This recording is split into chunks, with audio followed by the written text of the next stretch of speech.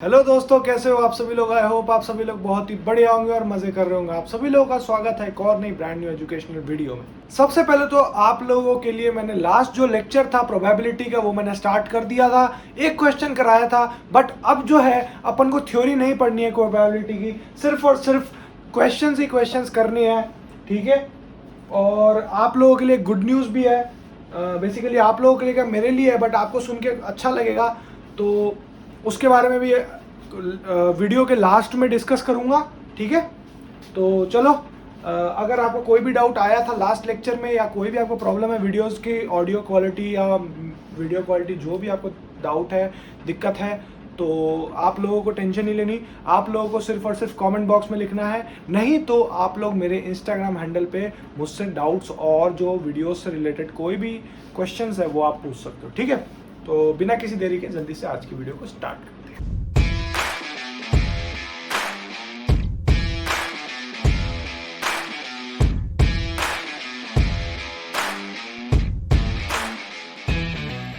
आज का जो लेक्चर है ना वो अपन स्टार्टिंग ही करेंगे क्वेश्चन से। तो मैं क्वेश्चन लिख देता हूँ बोर्ड पे, उसके बाद आप लोगों से मिलता हूँ, ठीक है। ये देखो, ये आप लोगों के पास में आज की क्लास का पहला क्वेश्चन है। 2 coins are tossed simultaneously 500 times and we get 2 heads 105 times, 1 head 275 times और no head 120 times।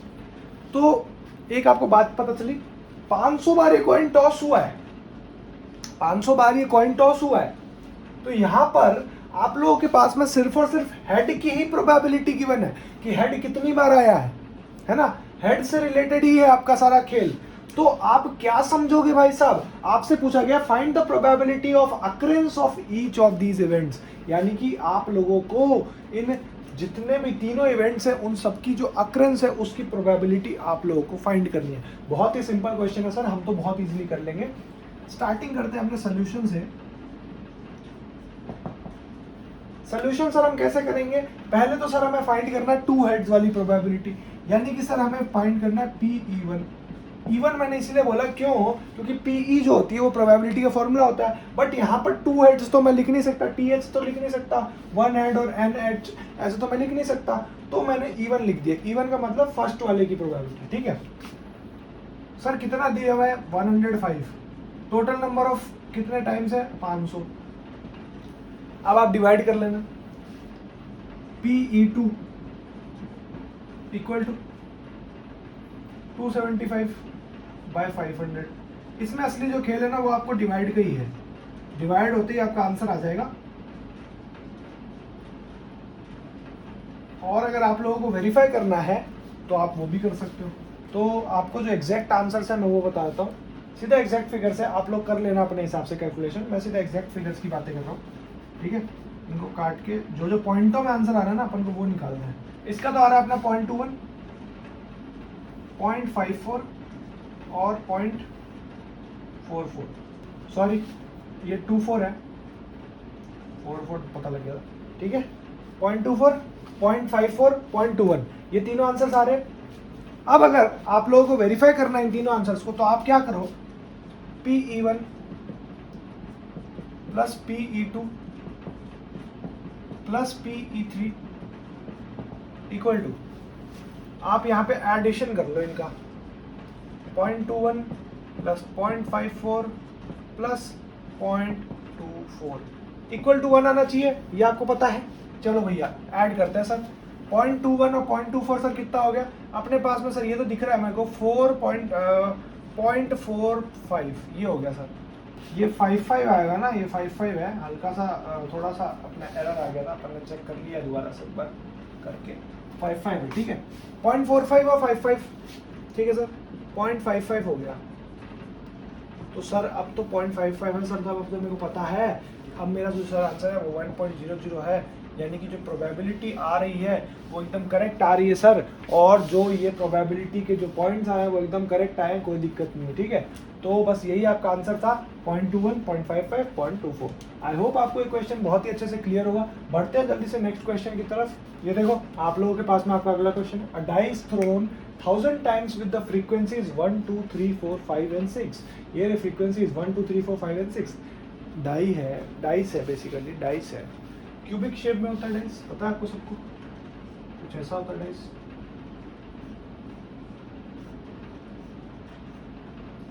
Cubic shape में होता है, यहाँ पे 1, यहाँ पे 6, यहाँ पे 5, यहाँ पे 4, यहाँ पे 3, यहाँ पे 2, कुछ ऐसा होता है। 1 2 3 4 5 6 कुछ ऐसा डाइस होता है, पता है आपको। क्यूबिक शेप में बनाने की कोशिश कर रहा हूँ बट बन तो रहा नहीं अभी, तो मैं आपको समझा दिया हूँ इतना, ठीक है। क्यूबिक शेप का डाइस, ठीक सर समझ। 6 ही आउटकम्स आ सकते हैं और 6 के 6 आए। कितनी बार है 1000 में से, वो लिखा हुआ है आपको फ्रीक्वेंसी। अब आपको फाइंड करना है कि हर एक आउटकम के लिए आपका जो प्रोबेबिलिटी है वो क्या रहेगा। सर बहुत ही सिंपल है, आपने अभी जस्ट बताया PE1 179 बाय 1000 कर दो। सर PE2 150 बाय 1000 कर दो। सर PE3 157 बाय 1000 कर दीजिए।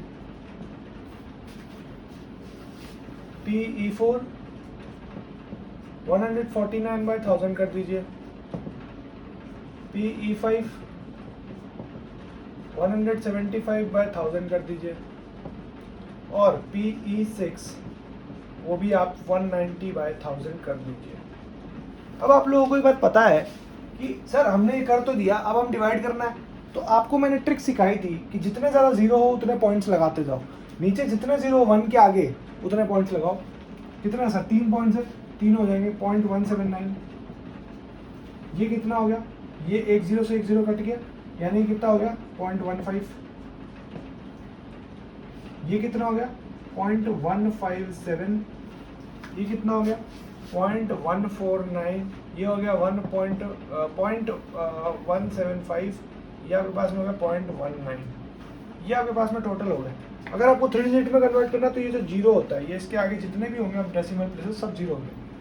ऐड करके देख लो, 0.179 plus 0.150 plus 0.157 plus 0.149 plus 0.175 plus 0.190। Addition करके देख लो आप लोग, आपको अगर इतना दिक्कत हो जाता है। अभी चेक कर लेते क्या दिक्कत है, अभी अपन कर लेते हैं, उसमें क्या प्रॉब्लम है। देखो ये आपके पास में कितना हो गया, ये दोनों मिला के देख लो आपके पास में कितने हो गए। ये हो गया आपके पास में 7 और 5 10 यानी 307, तो यानी 0.179 प्लस 0.307 0.179 0.307 0.149 0.175 0.190। ये आपके पास में सारे हो गए। अब इसको ऐड कर लो, 9 9 18 और 7 यानी आपके पास में हो गई ये 25 और 5 30 हो गए। ये आपके पास में 10 और 9 यानी 19 और 7 आपके पास में 26 और 4 कितने हो गए, 26 और 4 कितने हो गए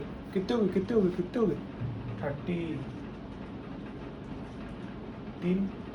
3 6 और यहाँ पर 3 9 और 1 10 1 0 प्लस 1 1।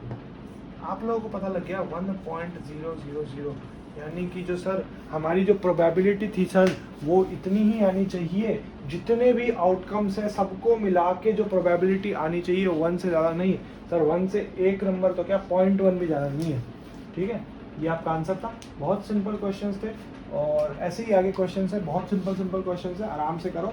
और देखो आज ही लेक्चर कंप्लीट कर देंगे, आज ही चैप्टर कंप्लीट हो जाएगा। ठीक है, आगे बढ़ते हैं। अब देखो आप लोग देखो पेज नंबर एनसीईआरटी के 278 पे आपके पास में एग्जाम्पल 4 है। अब मैं काम करूँगा, क्वेश्चन लिखने में टाइम वेस्ट नहीं करूँगा, अपन को जल्दी से लेक्चर कंप्लीट करना है ये वाला। तो अब मैं सिर्फ क्वेश्चंस आप लोगों को पढ़ के आपकी स्क्रीन पे दिखा दूंगा और उसी हिसाब से अपन फ्रीक्वेंसी के हिसाब से काम करेंगे। ठीक है, on one page of a telephone directory there were 200 telephone numbers. The frequency distribution of their unit place digit, for example, in the number 25828573, the unit place digit is 3. Yes, is given in the table. अच्छा ठीक है, मान लो telephone numbers थे, एक page पर 200 telephone numbers थे, वो दिख रहे थे। अब उनकी जो फ्रीक्वेंसी है ना वो यूनिट प्लेस डिजिट, यानी कि मान लो जो लास्ट डिजिट है उससे उनकी फ्रीक्वेंसी की गई है।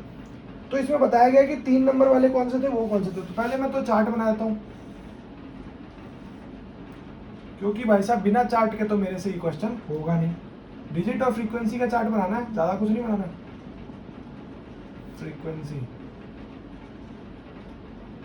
0, 22, 1, 26, 2, 22, 3, 22, 4, 20,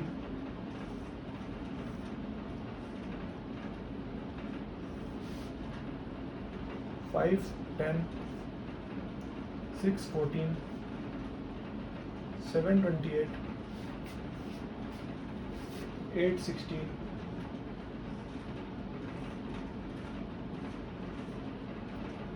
9, 20।